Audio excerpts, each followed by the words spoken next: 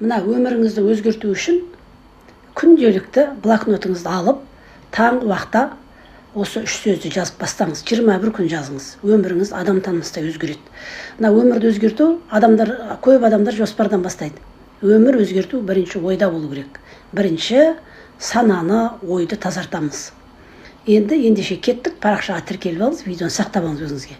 Енді ең бірінші жазатын сөзіңіз былай жазыңыз: мен Аллаға өміріме келген бүкіл ризық несібеге шүкіршілік етемін. Екінші сөзіңіз: мен Алланың беретін ризығына, несібесіне, берекесіне разымын. Енді үшінші жазыңыз: осы Алланың беретін ризығын, берекесін қабылдауға дайынмын және табысымды өсіруге әрекет етемін. Мына қараңызшы, міне жазып отырсыз, өзіңіз айтып отырсыз. Жазып болғаннан кейін Аллаху акбар, аумин деп жазыңыз өзіңіз. Аумин деп өзіңіз бекітіп отырыңыз. Жазылған нәрсенің барлығы қабыл болады. Құрметті қыз-келіншектер, естеріңізде болсын. Ендеше сіздер